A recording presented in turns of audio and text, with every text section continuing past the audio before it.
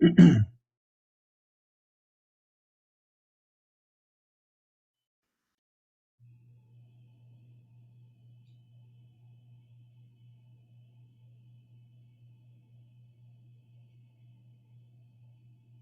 right, looks like we've got some people logging on. We still got a few minutes until 2 p.m., so we're going to let more folks who are planning to tune in get online. But we are super excited to be doing this conversation today.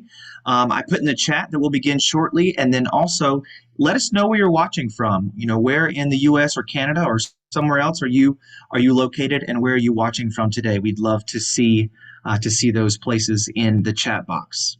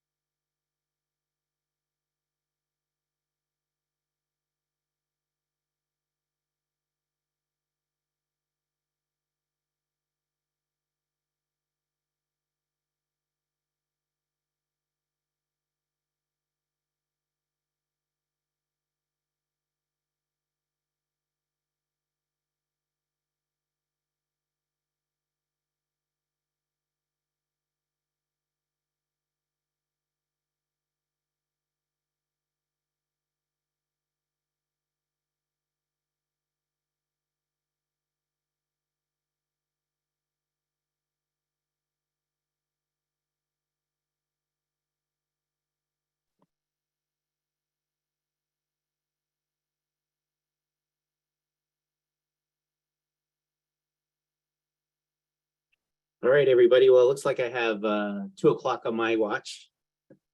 And just wanted to welcome everybody to our new church hacks today. Today we're talking about grief amongst children and youth. Whether you have a youth ministry where you work with children, anywhere in your job, or you just encounter a lot of kids in your neighborhood or your community, we just wanted to provide this kind of episode so that we could help anybody who are engaging with these young people that are experiencing these interesting times.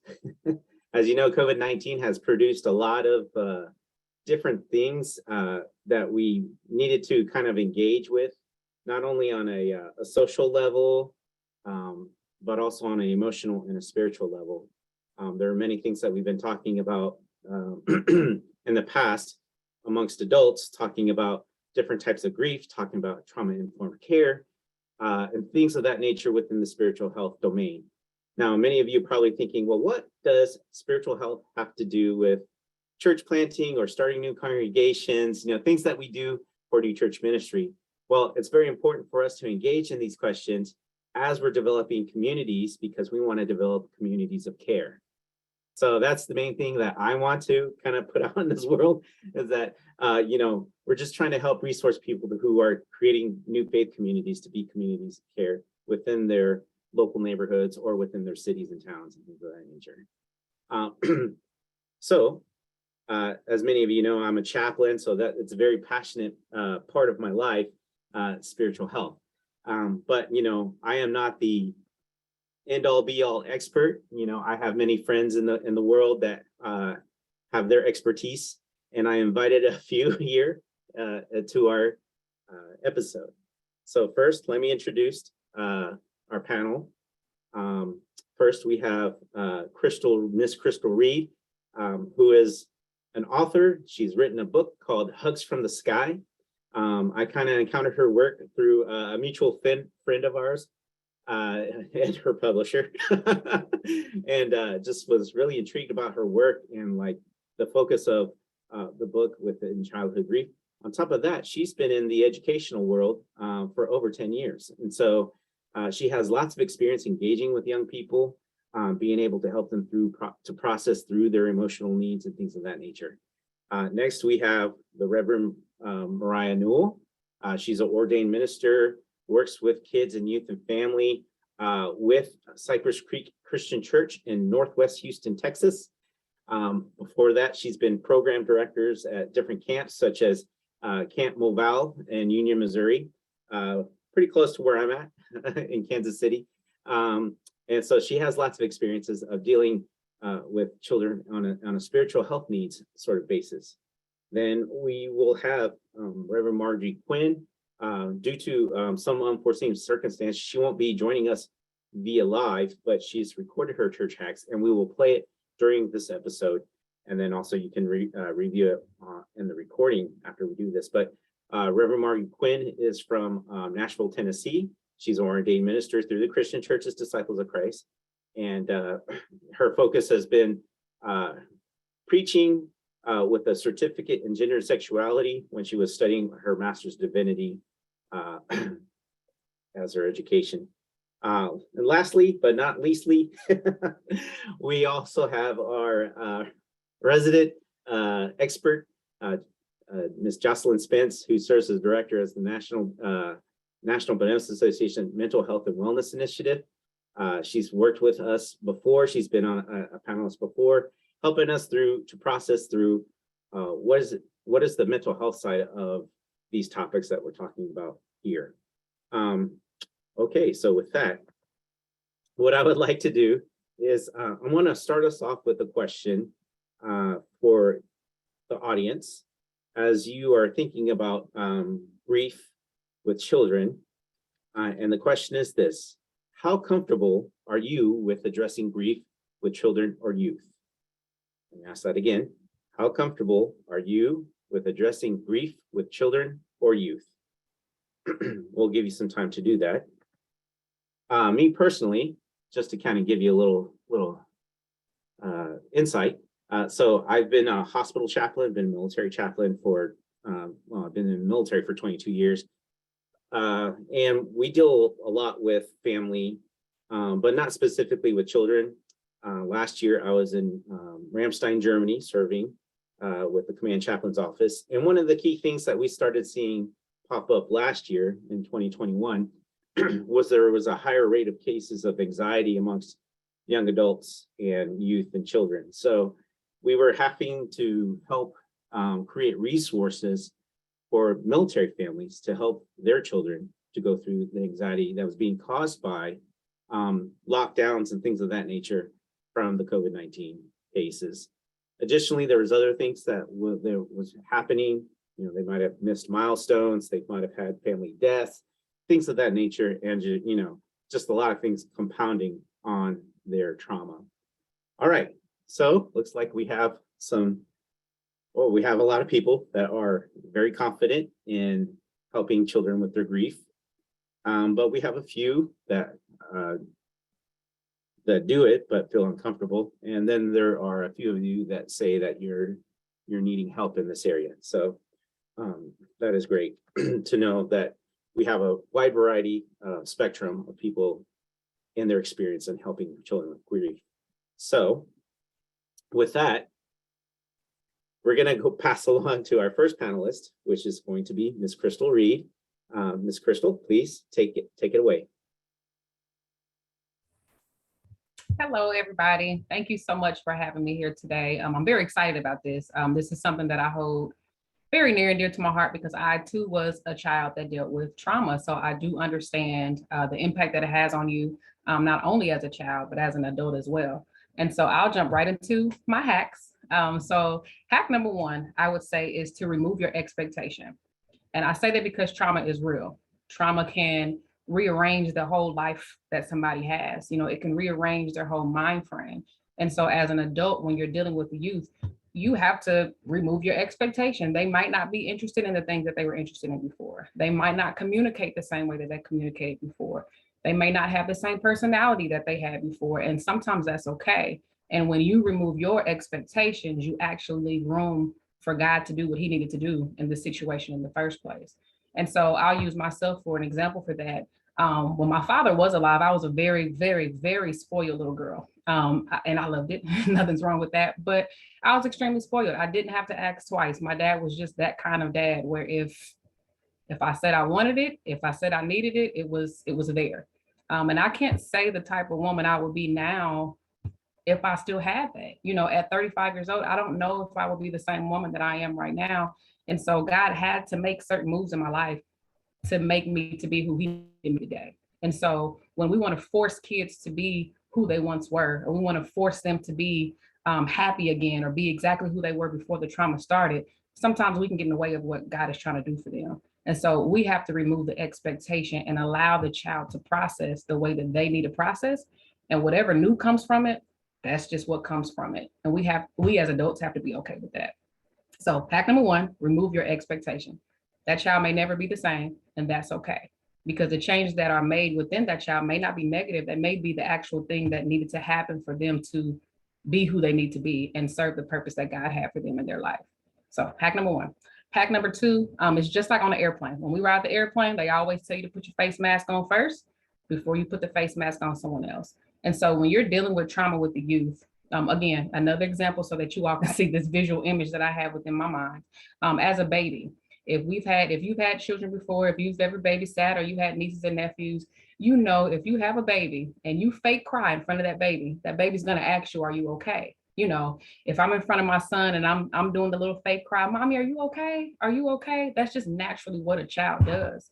And so when we have a child that's dealing with trauma, but we haven't taken care of our own trauma first, and we put our trauma on that child, they're going to suppress their trauma because they want to make sure you're okay first.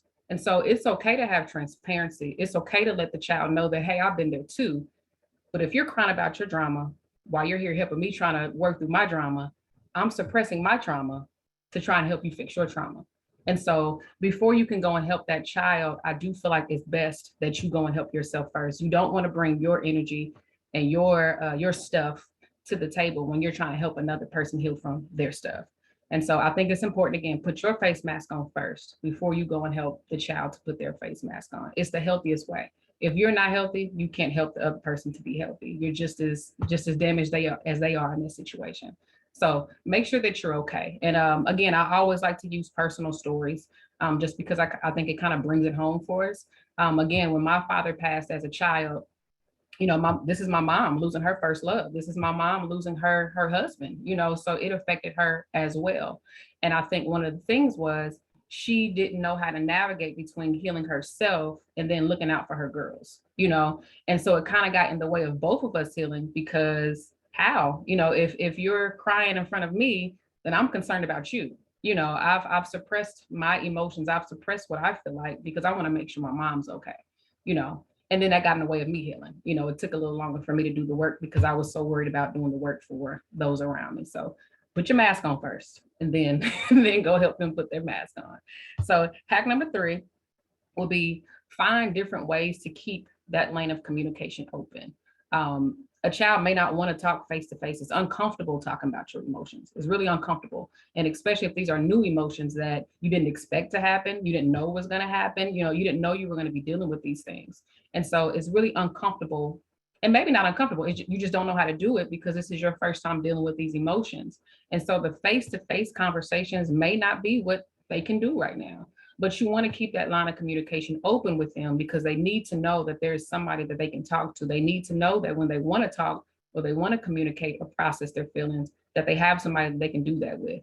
And so if that means buying a notebook and you write in the notebook every morning and you leave it on their bed, they get to write you back. If that means you send voice memos to each other through the cell phone, if that means they send you a Snapchat and you get to send a Snapchat back, you know, whatever the case is, but thinking that they can only talk through sit down, dramatic, over the table, you know, type conversations, that's a little intimidating for somebody that doesn't really know what they're feeling right now or really hasn't processed those emotions right now. And so just thinking of creative ways to communicate with the child, and so that they know that if and when they do want to talk, they have somebody that they can communicate with. It's not always going to be face-to-face vocal communication, and that's okay too. So those are my 3 hacks. Again, remove your expectation, fix yourself first, and then find ways to keep creative communication open. So that's what I have. So that's it. And so we're going to pass it on to Margie, I believe, but I think I'm going to throw it back to Reverend Martinez first. Yeah, let's so yeah, I love those 3 hacks. First, we, you know, remove your expectations. Wow, that just speaks so loudly for a lot of folks, you know, especially during a pandemic and if something traumatic like a death of a family member happens. And, you know, I heard so many stories of just like, you know, well, you just you just got to deal with it. You know, there's nothing that we can do about it. Or, you know, even with, you know, missing the milestones for kids, you know, it's like, well, that's life. You know, that's what happens during the pandemic. And just move on and don't allow people to express their self, and just move on and keep doing what you're doing. But the kid needs to have the time to express and everything else like that. So removing your expectation. Put on your own mask first. Such great imagery. Can't, you know, that's so true, that if we don't if we don't help ourselves first, and we're just passing on, it's called transference, right? And then find ways to keep the lines of communication open. That's so great. Well, thank you so much, Crystal. Is there anything that you want to kind of expand on one of those things? I think the biggest thing is the last hack. For me, and again, I'm always going to use personal experiences because that's just the best way that I know how to communicate. I lost my dad at 11 years old. And so it was the summer of 5th grade, me transitioning from 5th grade to 6th grade, which already was traumatic within itself. You know, you're going from one classroom to now you have 7 different classes with 7 different sets of kids and 7 different teachers.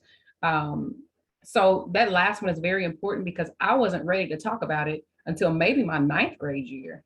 You know, my father passed the summer of 5th grade, and I don't think I was ready to fully process my emotions and really grasp what just happened to me to maybe 3 or 4 years later.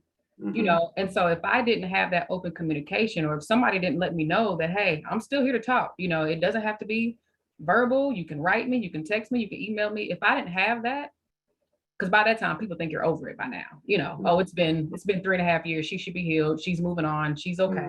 No, I'm just now at the place now where I'm like, whew, all right, I actually went through that. Now I'm ready to process that, you know, and I think that's so important. And especially because of what our kids deal with now. They deal with social media. Social media has made itself out to be a public diary, you know, and they feel like they have to immediately express themselves because that's what social media tells you that you have to do. You know, I have to post something every 3 minutes. You know, I have to post my emotions, but they're not even thought through emotions. You didn't even think it through. You don't even know what you're feeling right now. So making sure that somebody knows 2 years from now, 3 years from now, 10 years from now, they still have somebody that they can communicate with to process those feelings. And no, I'm not over it. Even at 35 years old, there's still some triggers that can ignite that same pain that I felt at 11 years old. You know, but I know I have a village of people now that because they kept those lines of communication open, I know I can immediately go to them and say, hey, I'm not having a good day today. You know, so I think that's the most important. People need to know that they have people that they can talk to, and in a variety of ways. It's uncomfortable sometimes to talk face to face, but if I can text you, if I can email you, if I can send a voice memo, that's great too. Thank you so much, Crystal, for that. So now we're going to go on to Reverend Margie's hacks. Again, due to unforeseen circumstances, she had to send her hacks in via video. But that is the joy and the nuance that we have in today's age through technology, through Zoom. Is these multi ways of engaging in these different platforms. So Wesley, go ahead and start the video, please.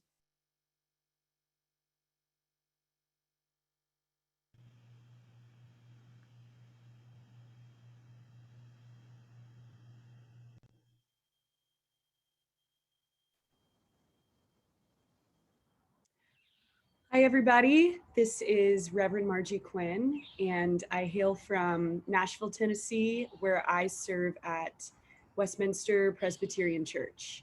I am the minister of youth and young adults there, and I'm going into my almost 4th year of ministry there. Just a little bit of background about my experience with youth. Ever since I was about 19, I've worked at summer camps across the country. I was a Disciples Peace Intern, which was an incredible experience where I served at different Disciples of Christ camps across the country, teaching peace and justice, and getting to spend time with youth. And then I went on to direct Christ Mount in Black Mountain, North Carolina, as well as Bethany Hills in Nashville, Tennessee, before doing this church youth ministry full time. I'm so elated to be here. I'm on my back porch, so you may hear some sounds of nature and recycling trucks. And we have all gotten used to living in the chaos. So here we go. I've been asked to talk to you all about what it's like to walk with youth who are grieving, particularly during such an unsettling time like the pandemic and the very real loss and change that comes with that for young people. I work with 6th through 12th graders, but I will mainly be talking about high schoolers this morning. And I have 5 hacks that I think would help you and would have helped me know prior to everything that's been going on. The first hack is let your witness be a witness. So there's a great priest, his name is Samuel Wells, and he says that the most important word in the Bible is not love, it's not Jesus, it's not faith or hope. He says that it's with. And by that he means the very best news of all is that Emmanuel, God came to be with us. And so much of Jesus's ministry is simply about sitting with people in their pain, in their suffering, in their joy, sitting with them at weddings, sitting with them when they've lost a brother, sitting with them in a cave or on a mountaintop, and being a presence. I think that the best thing I can do as a pastor is to just simply be with my youth in this time. I'm currently at church camp this week, took a little break to film this, and I had a high school boy text me at about midnight and ask me if I was still awake. He asked me if I would just sit with him, and I came out of my room and I found him, and we sat there for a very long time as he cried. He cried about what he's lost in the pandemic. He cried about saying goodbye to his brother who's about to go to college. He cried about the ways that the church looks different than it used to. And I found myself wanting to fix it, come up with creative ideas with him of how to keep him hopeful and engaged. But instead, he went through probably half a box of tissues as I sat there in silence. And then it was time to go to bed and get some sleep. And in that moment, I was reminded of these words that all we are asked to do, especially with young people, is just to be with. My second hack is to get outside. And by that, I mean take youth literally outside, but also take them outside of their heads. We realized very quickly on in the pandemic that Zoom and FaceTime and trying to do indoor masked programming was not filling this void that so many youth were narrating of loneliness and general isolation and anxiety. So we started doing something called walk, bike, and worship, where we meet at a park and youth can either walk or they can bike. We meet back up after it's done. We do a quick devotional and we eat bagels. That is a tradition that started back in 2020 when we were trying to be imaginative about how to connect with our youth. And we heard from so many of them once we were able to come back in person more, how much they longed for that again, of how much they felt God's presence in nature, of how much it was a reset and a chance to recharge, that we brought back that tradition this summer. We've had more youth sign up for camp than ever before.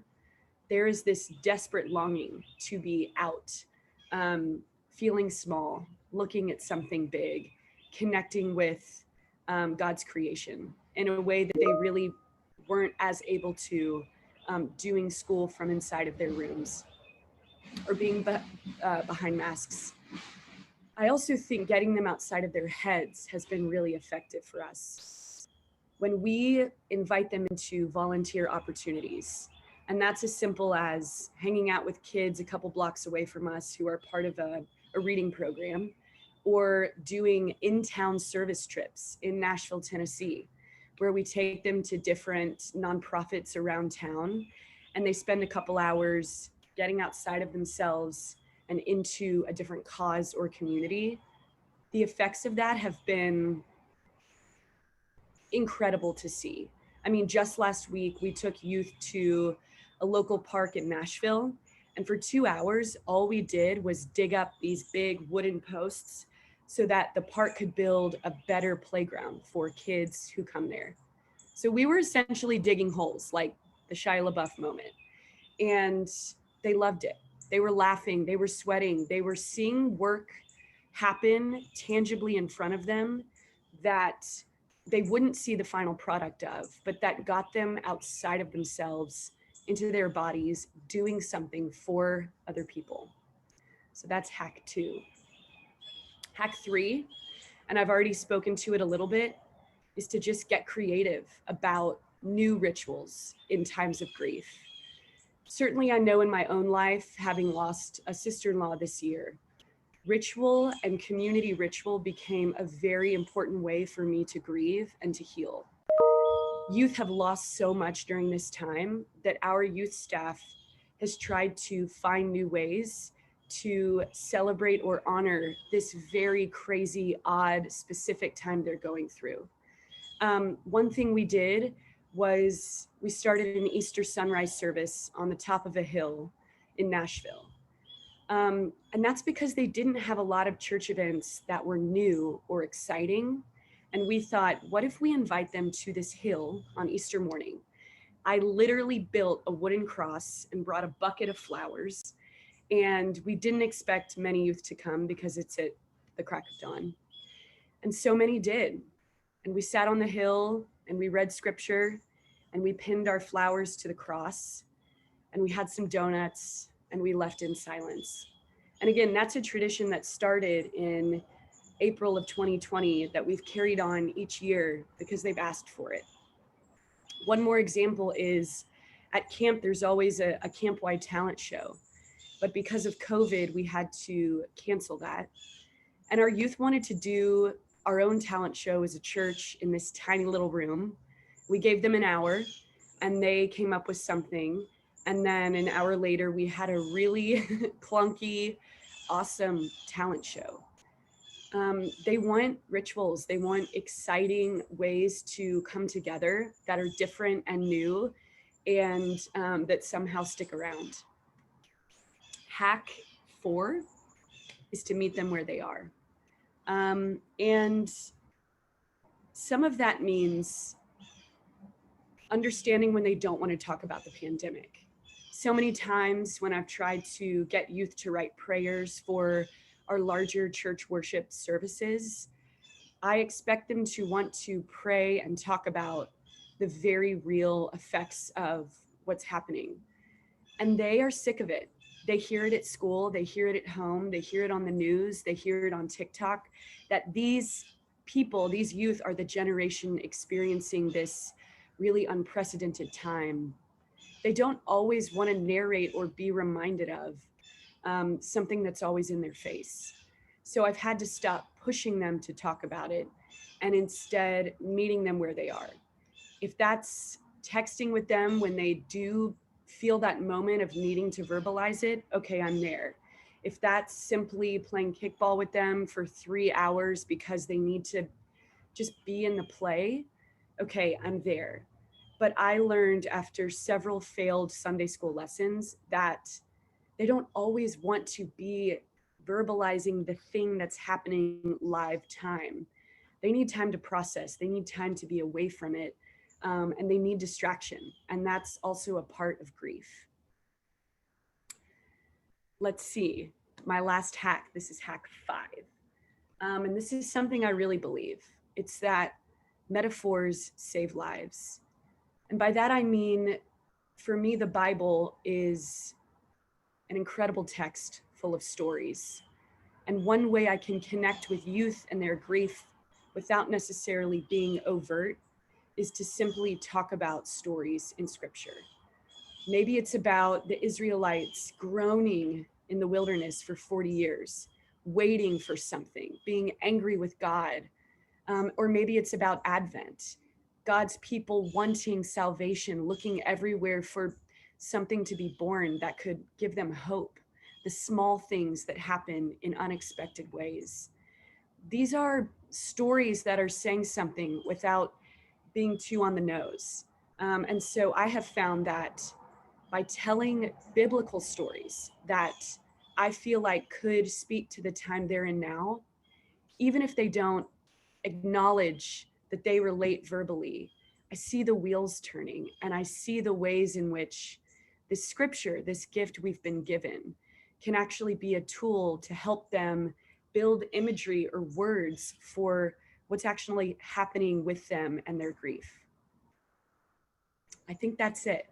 Be with them, get outside, literally and of your head, get creative about ritual, meet them where they are, and look for metaphors and stories that they could connect with.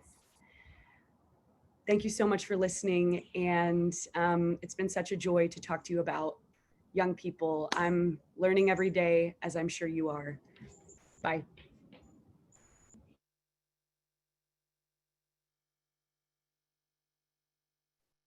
All right. So just wanted to kind of highlight, she already highlighted some of her things, but some of the things that really jumped out at me, the first one, let your witness be your witness. The ministry of presence is what we call it in the chaplain world. Just being there, being present with the person, not necessarily having to have a fix it or an explanation for the experience that that person's going through. I think it's just a relatively good overall, like if you don't know what to do, just be there, right? To help people through their time. Get outside, of course, physically and mentally, outside of yourself. I really like that the example that she gave was their walk and bike and worship time that they had together. A lot of people think worship is one thing, going into a sanctuary and singing hymns and hearing the word and having communion and praying and all that. That is a form of worship, but there's other ways to worship.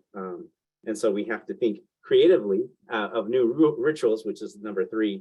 And I loved it how throughout the whole time that she was speaking, that she was giving out some of these practices or these disciplines that we would call them, like the discipline of lament or the practice of lament, where she allowed that one child to just grieve and air out their grievances of like, what's wrong, in the world sort of thing, and allowing them to just lament over it.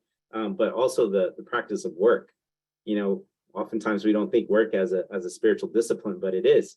When you're coming together in community for a common good, that's work together. So things of that nature, and coming up with creative ways to kind of practice those things. Meet where there are, of course. And the key thing that I drew out from her on that aspect was this: distraction is a part of grief. That really spoke to me, and I'm going to mull over that a little bit more as time goes on. But distraction is a part of grief. And then finally, metaphor is a lifesaver. It's a storytelling. I'm so glad that the movies are back open, so I can watch the Batman and other movies.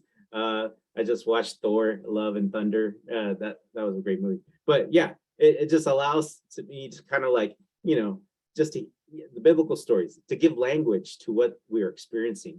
And that's really how we empower people, is to allow them that language for them to kind of describe their experiences for themselves. And through biblical stories, that helps a lot of people. So great stuff.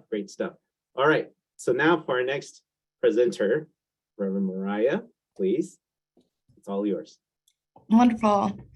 Well, hello. I'm so happy to be here. I am the Kids, Youth, and Family Minister down in Houston, Texas at Cypress Creek Christian Church. And again, just so happy to be here. So what I want to talk about specifically is how we help our kids and youth process grief on heavy days when we find ourselves scrolling on our phones.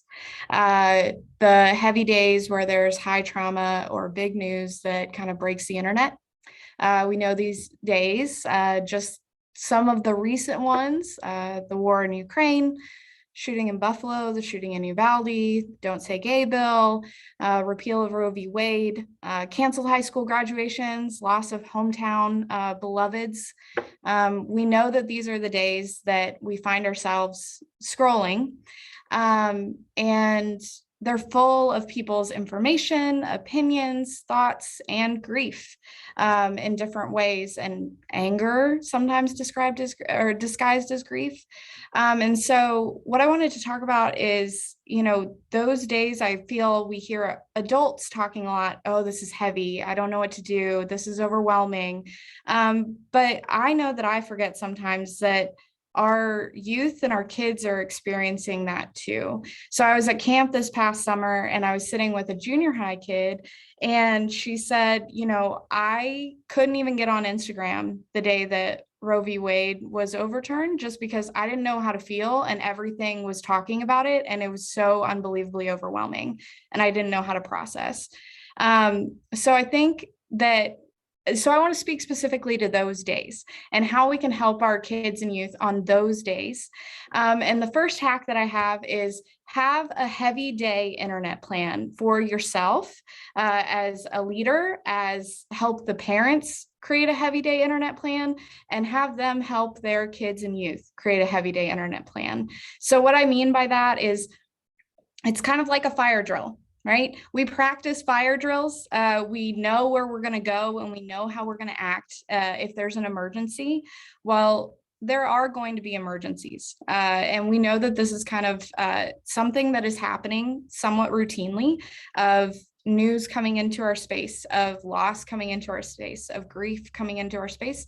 And so how are we going to deal with that on those days that happens? And how are we going to balance our phone time usage? So I don't think that abstinence only is a great approach to this. I don't think it's quite realistic. We've got to use our social media spaces for work. We've got to use it for school groups. So saying, okay, on these days, I'm just not going to touch my phone. It's not really practical.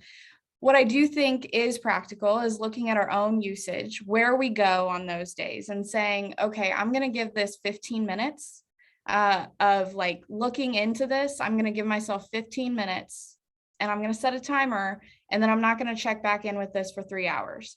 And I'm not going to scroll for an hour before bed because I know it's going to make me anxious and I need a break. It looks like I'm going to need to journal today. Oh, I don't have a journal with me. I have a notes app in my phone. Instead of making a post, I'm going to write a journal entry, and I'm going to encourage my kids to sit down and write what they're feeling in their notes app. Nobody's going to see it, but it's a way to process. We're going to have a family group chat. On days like this, our family is going to process together how we're feeling over text. We're going to send each other for 15 minutes the things that we're seeing. But having those heavy day plans in place, I think can be really healing and really helpful. I also think that even our kids who are not on social media, I think it's important for the adults in their lives to be able to model this. I remember I was in 3rd grade when the 9/11 happened. I remember a teacher running into our classroom and we turned on the TV and we watched it. I remember when I got home, my mom was watching it on TV and I was about to say, hey, Mom, guess what happened today? And she said, I already know. But the TV wasn't on all night. It was turned off. I was huddled under my mom's arm and she explained what was going on. I think we need to have those plans in place so that we can talk about it calmly and evenly and remember who we are and our faith, and how we reframe those moments, how we grieve in those moments, lament, how we be present in those moments. So my first hack is a heavy day internet plan, and being able to stick to that, maybe even practicing it on days that aren't heavy so that when those days come up that it's a realistic plan that you can follow through with. Second, point our kids to hopeful and constructive voices to listen to within the internet space. So within that 15 minutes, who are the accounts that you're going to? What channels, what news sites are you looking on? I'm going to quote Fred Rogers. It's a fairly famous quote, but he says, you know, when I was a boy, I would see scary things on the news. My mother would say to me, look for the helpers. You will always find the people who are helping. I think that still applies today. How do we help point our kids to the helpers on the days that there feels like we're hopeless or angry or scared in the face of a tragedy? Where are the helpers? I think that kids can actually and youth can actually find their own people. So, you know, I thought about making a list, but I actually think that it's more, it creates connections with your youth, but also like helps them develop their own process by asking them questions like, what kind of videos cheer you up? Do you go to dog videos? Mine's personally, I like goofy, like people dancing intentionally goofy. Those videos are really great for me on sad days. So asking them that kind of question, what kind of videos do you go to cheer you up? And who are the people and accounts that you like to listen to on heavy days, on heavy topics? Like who are the people you seek out their opinion? And you as a parent or you as a youth leader can listen to them. You can see if that's, you know, a good person you can recommend to other people. I say this that they already know because I had a youth who came to me and was having a rough year. And part of that was because of COVID and started talking to me about wanting to be a YouTube streamer. And this wasn't something that they had ever expressed before. And I thought, you know, where did this come from? You've wanted to be a guidance counselor. And she said to me, I was going through a really rough time and these two accounts made me feel loved when I couldn't love myself. They made me feel hope when I wasn't feeling hopeful, and I want to give that to someone else. And I thought that was so powerful that there are people who are creating that space, that we don't need to deprive our kids and youth of that space, deprive them of this access to people that are helping their hearts in times of grief. But I think we can be more included in that process. And I think that we can help them cultivate that list of people. And I think that hope holds a lot of emotion. I think sometimes this gets like Pollyanna and it's like, oh, look for the happy people on the internet that are always smiling. But I don't agree with that. I think of the women who went to the tomb. That hope held a lot of grief, despair, probably anger and confusion and a lack of direction. But they went because they had hope. They had hope in this person that they were following. They had hope in love. And so I don't think hope always has to look shiny, but I think it is the hope that keeps showing up, the hope that says, okay, this is what happened and this is how you can help. This is how you can plug in. This is what we're doing next because we're going to keep moving because we have hope for better. And then the last hack is help our kids know why they're posting, who they're posting for, and how to discern that in other people's posts. I love what Crystal said of like, sometimes kids feel the need to instantaneously post and they don't even know what they feel. I feel like that is completely accurate. I feel like adults do that too. And so I think that this is one of those times where we can sit with them and say, okay, you made this post. Who were you wanting to see this post? Were you trying to start a fight? Were you trying to uplift someone? Who was this post intended for? Was it a journal entry or was it a post? Was it a way for you to grieve? So like, I think about losing a loved one.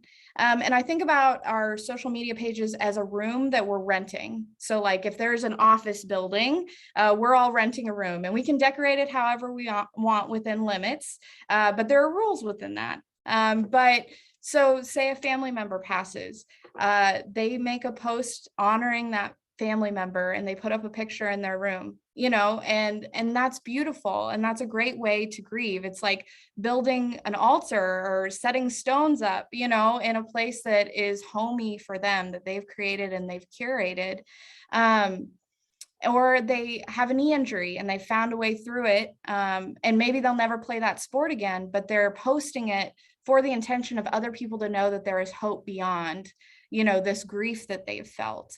So they're knowing who who we're posting for and what we're posting about and where that post is coming from can make us help our youth be more informed, but it can also help us in how we react to other people on those days.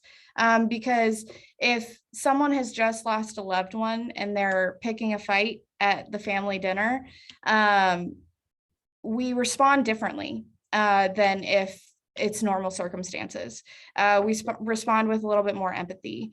And so when we can discern in other people's posts grief, we can respond with a little bit more empathy, and we can seek deeper connection rather than confrontation.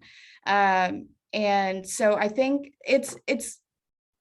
I understand that this doesn't apply equally across all things because grief looks very different on different scales.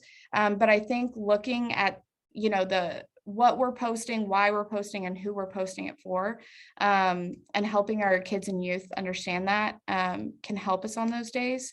And the story that I would tell with that is that I remember in the beginning of January, of 2019, there was a lot going on, and there was fear across the internet that World War III was going to happen. And my youth were very, very afraid. But that fear showed up in them posting memes that were somewhat insensitive memes. And I sat with them and I just said, and they started laughing and making these jokes of like, well, we're going to die anyway. And it was just like a difficult space. And I finally just said, this is all pretty scary, isn't it? And they all stopped and they said, yeah, it really is. That when we know the motivation behind the post of scared, like a fear of grief, of anger, we're better able to respond. And so I think having those conversations can help our youth and kids process their grief just a little bit more. And those are my 3 hacks. Wow, that's amazing. Just to let everybody know, I did not look at these hacks before the episodes because I like to be wowed at the moment. And I'm just telling you, so much wow here. Social media just plays such a big role in our lives, not only as an adult, but I mean, especially with children and youth. And this was a very practical, your first hack is very practical, have a plan on those heavy days. The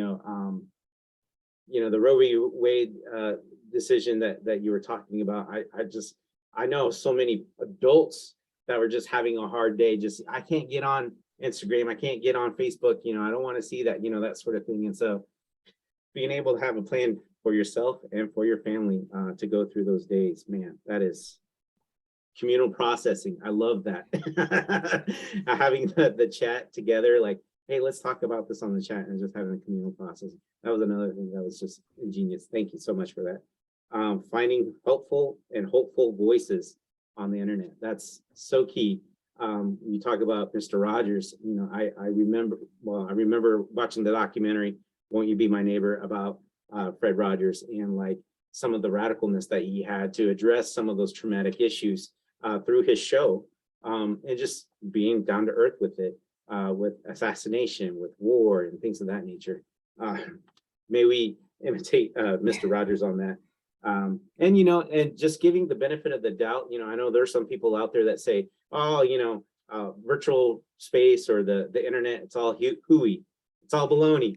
Well, people can find love and acceptance in the virtual world, and we need to take that serious, especially as church together. And then helping kids finding the why are you posting it, and for who. That's a really good question. A couple questions to ask the kids. One of the things that I think about when you were talking about the memes, working in a hospital, sometimes the humor gets pretty bad, and it's just them trying to disassociate themselves from those feelings, and being able to help people to kind of center back. Yeah, that was a terrible time, wasn't it? And to help them be able to process, man, just so good stuff. So have a plan, find hopeful, helpful voices, and help kids find the who and the why on the internet postings. Thank you so much, Mariah. Thank you. All right, so we're moving on. We're going to move into to our resident expert, Ms. Jocelyn Spence, please take it away. Yes, hello everyone. I'm going to share my screen. I want to thank everyone for the hacks that they gave us. Those were amazing. And I'm going to share my screen here so that I am able to, let me see. Give me 1 second. Well, I want to share with you all a little bit more about a little bit more clinical information that can really back up some of the things that have been shared with us already. And let me get this here. I'm having a bit of a problem with the screen share.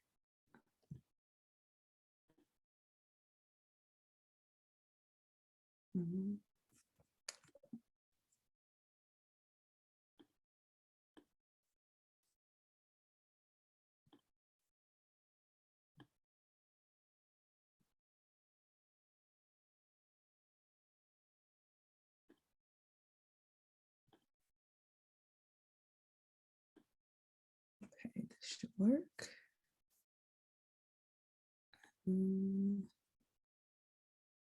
Share screen.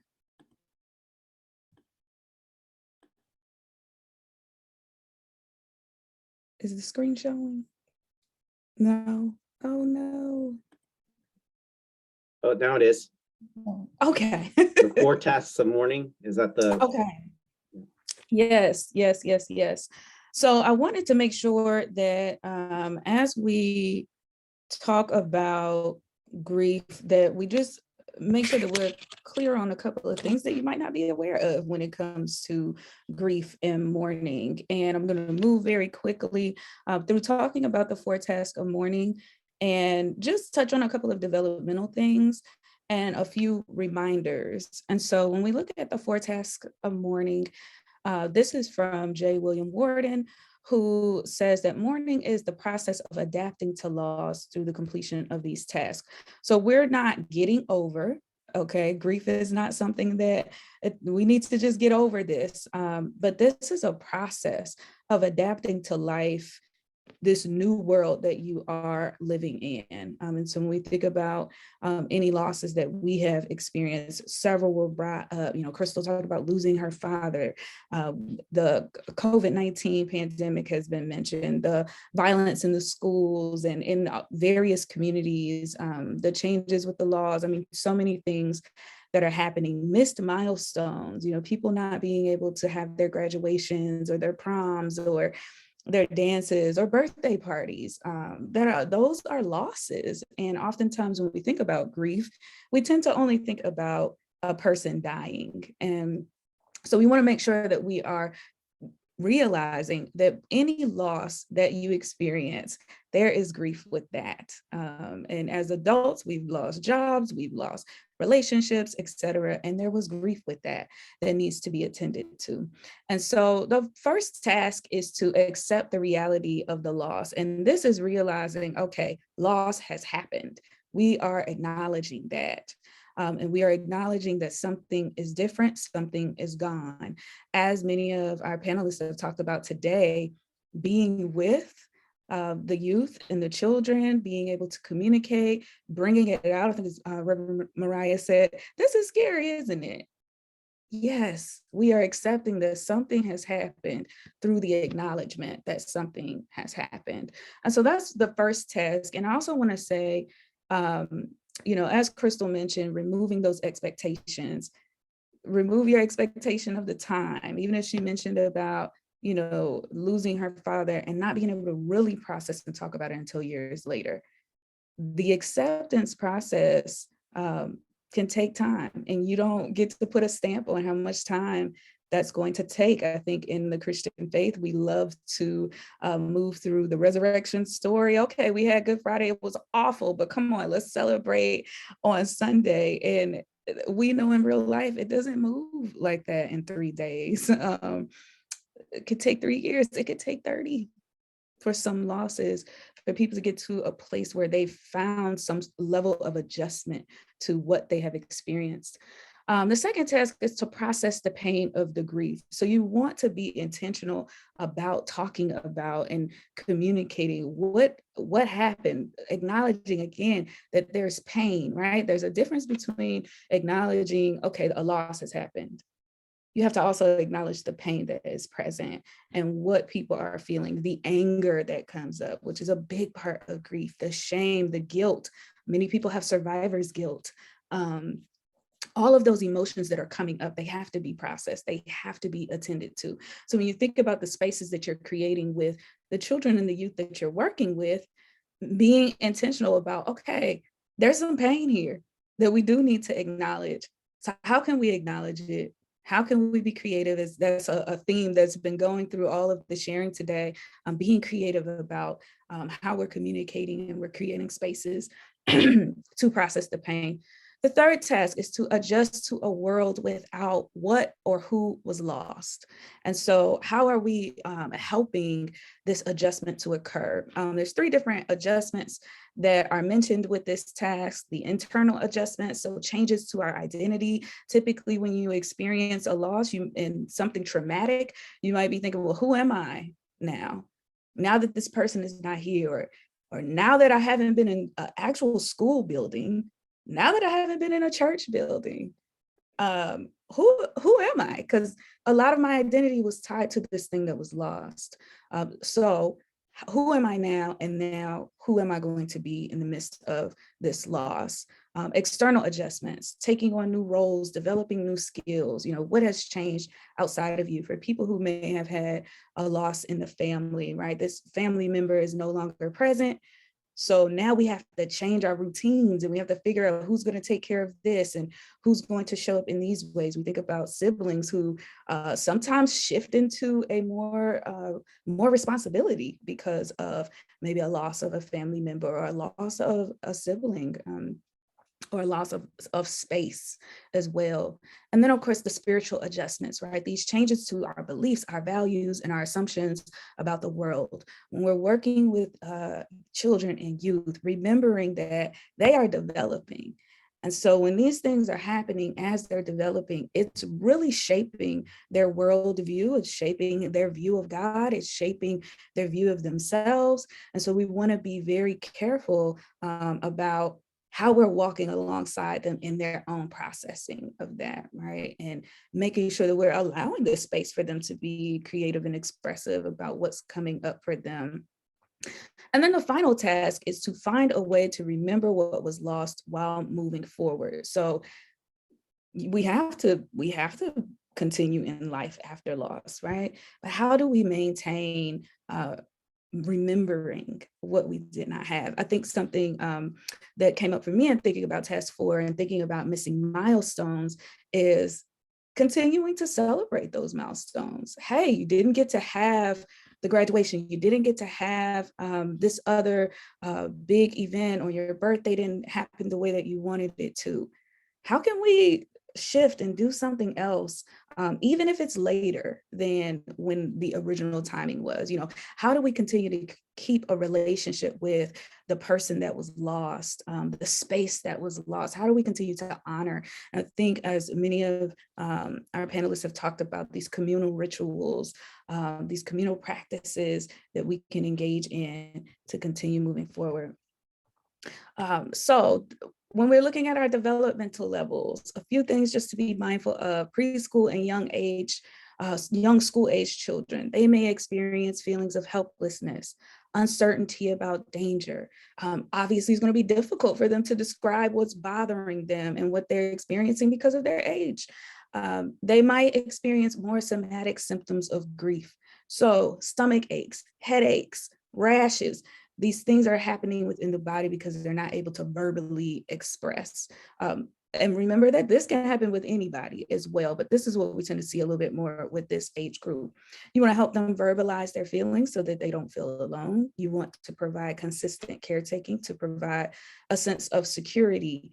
Security, as spiritual leaders, you get to hold space that offers children some sense of security. That yes, everything is happening in the world. Yes, we lost these other people and these other things, but there's some security in knowing that I'm going to hear from my youth leader. I'm going to hear from my pastor, or so-and-so is going to check in on me. You know, they're going to send me a text message to just let me know, hey, we're here and God is with you as well. And then remembering the developmental task, they may have some regression. So children who used to be able to verbalize well suddenly can't speak. Children who may have been potty trained and they were good to go, suddenly wetting the bed more. We want to remember, okay, there's some grief, there's some trauma, there's some loss here. And so it may take time for them to get back to where they were before. School-age children, they may have feelings of persistent concern over their safety and safety of others. Is something going to happen to somebody else? Are we going to lose somebody else? And constantly anxious. They might have feelings of guilt or shame.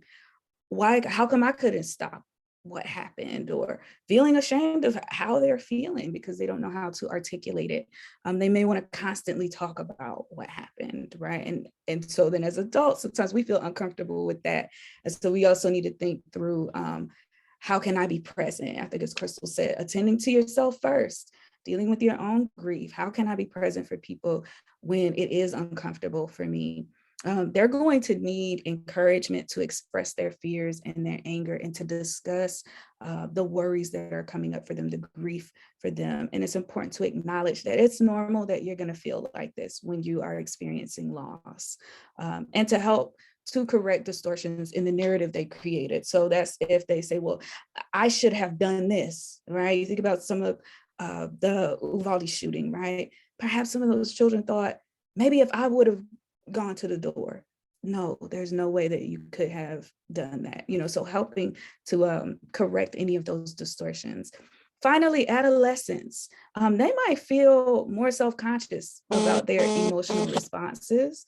They may have feelings of fear, vulnerability, and concern over being labeled abnormal or different from their peers that might cause them to withdraw because they're thinking, oh, nobody else is really feeling all of this hurt that I'm feeling. I need to appear normal, or let me just withdraw, which I love in Mariah sharing about social media, you know, being able to use that space, encouraging them to share their experiences and perhaps stories of hope that could come out of their own process. But of course, we don't want to rush people to that stage.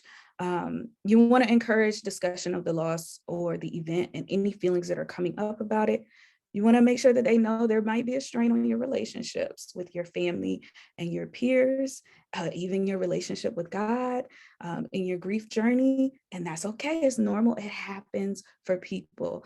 And offer them support in those challenges and help them to understand acting out behavior as an effort to voice anger about traumatic events and help them find some constructive alternatives for the sense of helplessness that they might feel. So finally, just a few brief reminders here. Again, grief is not something you get over. One of the quotes that I love that came out of a show, WandaVision, that I actually never watched, but I heard this quote so much, and I had clients bring it up to me in therapy.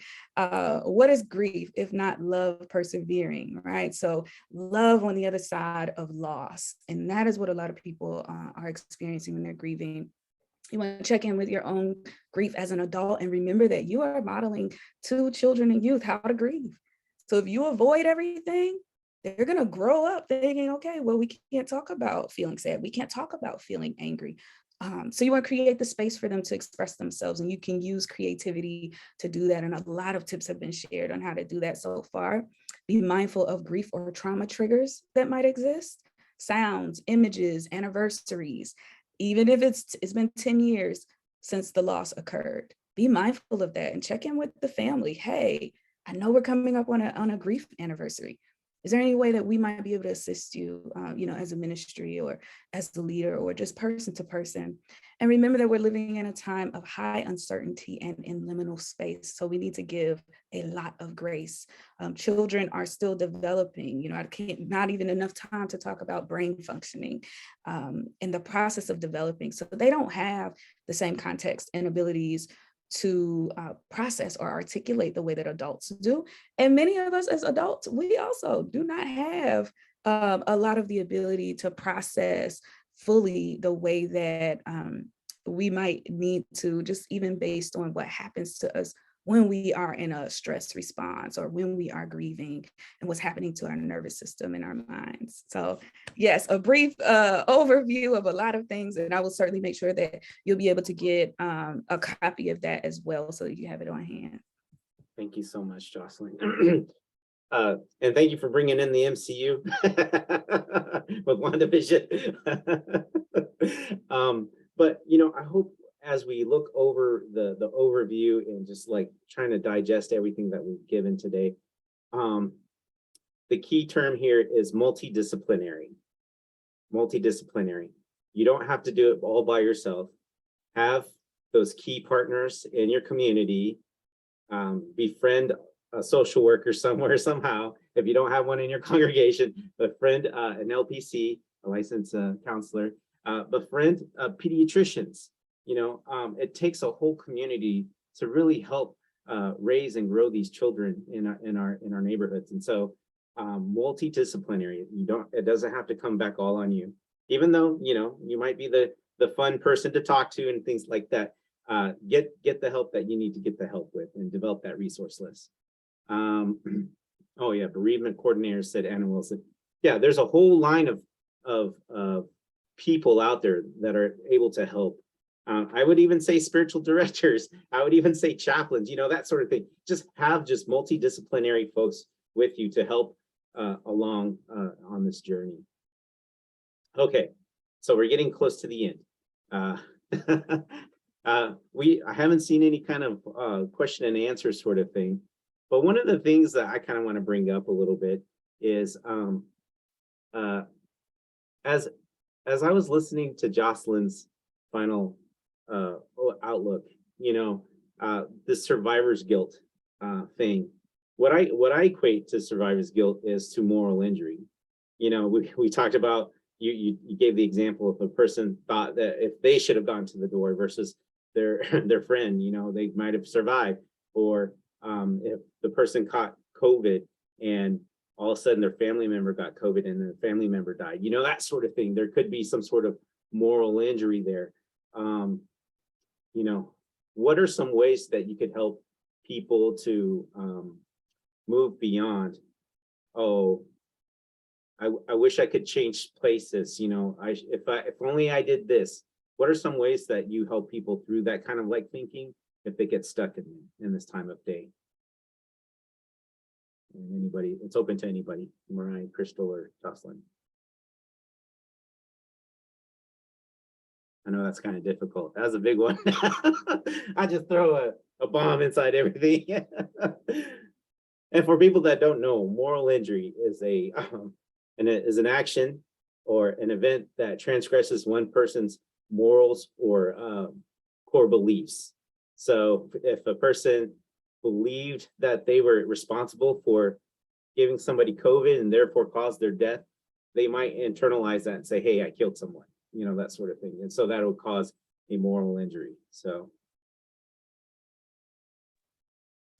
Yeah, I was gonna say that that takes time. And one, you know, certainly as a mental health professional, I'm gonna have to say, if, you know, someone is in a space where they need professional help, certainly getting them the professional help, you know, the therapists who can utilize some of those clinical skills to help them work through and walk alongside them consistently. But that is something that takes time, and you have to process. They have to be with those feelings and then work through, as I mentioned earlier, this process of, you know, correcting the narrative.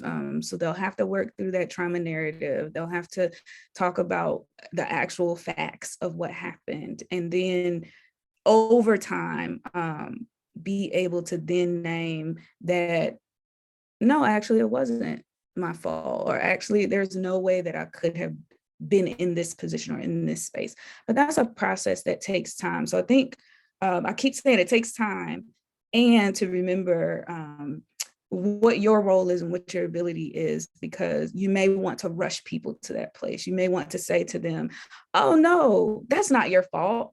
But you telling them that's not your fault is not going to change the anxiety, the deep belief distorted belief that they have, you're gonna have to acknowledge, I know that that was hard. I know that this loss is big, and you're probably thinking a lot of things. And it's okay that right now your mind is just processing in these ways. And over time, you are going to get to a place where you're able to see this was not your fault. There's no way, but that takes time. Yeah, I was just gonna say that I think sometimes, we rush to like answer that question, like answering that question will solve any sort of, there's no answer to that question that will be satisfactory in that moment and in that emotional state. And so like, I've just seen of like, okay, but how do we sit in this right now? And how do we get to the next 5 minutes?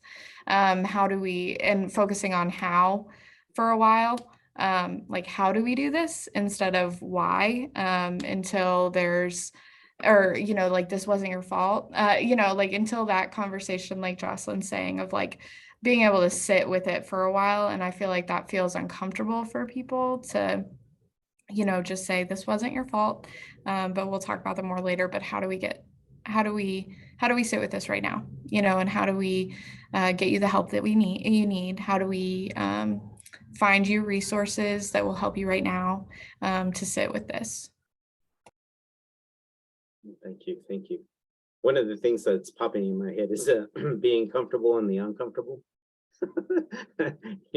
Sitting in the silence, yeah, it's very good stuff. All right, well, we're getting close to the end, folks. And what I would like to give the opportunities for each of our panelists to give any kind of contact information or anything else, like, Crystal, like, where can we get your book? How can people get connected with you? That sort of thing. If you have a website, email address, or anything like that. So we'll start with Crystal. Absolutely. I'm going to type my webpage in the chat, and you can connect with me through the webpage as well too. The link to my book is also on the webpage, so everything that you would need to contact me will be on the webpage, and I'll put it in the chat. Mariah? I'm just gonna send my email real fast. I was also just gonna recommend this book. I don't know if it, When Kids Ask Hard Questions, of course, my blurring. I'll type it in, but it's a book that a lot of people contributed to. It has 3 different chapters on grief within it. It also has a chapter on technology, talks about how to talk to your kids about gun violence, about, race and white supremacy. Like it covers like a lot of things in it. So any youth leader, this is kind of like my go-to. If I were to call a youth leader Bible, this would be it. So okay, great, thank you. Jocelyn? Yes, I'm gonna put in the chat a couple of links, a link to our MBA website, my page there, in case anybody wants to get more information about me or my background, and my email address. And then I'm gonna link some of our resources. We did a webinar on grief and depression, a video that I've done on how to find professional help that might be helpful if you're looking for, okay, how can I find grief counselors or others who may be able to help us with what we're going through. Excellent, thank you so much. And for us, the rest of the people, I really hope if you want to see this this episode again, it'll hang on to our website at newchurchministry.org. Invite you to visit our webpage there. We can find us on any social media platform at New Church Ministry. Of course, New Church Ministry, we are a ministry of the Christian Church's Disciples of Christ. And we're in the realm of the Disciples Church Extension Fund. So if you are interested in starting a new congregation, a new faith community, please look us up, newchurchministry.org. And you can send us an email through there. My personal email is jmartinez@newchurchministry.org, and be more than happy to help start anything like that. If you're interested in like more conversations, please email me there, or get on our website, fill out on the feedback form. If there's anything out there that we're looking towards as topics, something that'll help you in your faith community. Even if you're an established congregation, been out on the block, been there and back, got the t-shirt, that sort of thing. We're always looking for ways to help the whole church, not just new congregations or church plants and things of that nature. So with that, any last words before we get going? And I want to thank you so much for each of the panelists here. You all did a wonderful job. Thank you. And I'm highly impressed. Any last words? No last words? All right. Okay. Wesley, do you have any last words? I don't. Just thank you, panelists. Thank you for your wisdom and your knowledge. All of you have shared things that I think all of us can access and apply to our own lives, as well as our ministries with young folks. So thank you so much. Thank you for everyone who attended. We will be sending out the recording following this, and we will include everything that the panelists shared regarding books, their contact information, websites, all of those things. So be looking for that either in the recording or in posts that will come out post-event. All right. Thank you so much. So on that note, go with God, go in peace, and may you have a wonderful day, and may you have good spiritual health.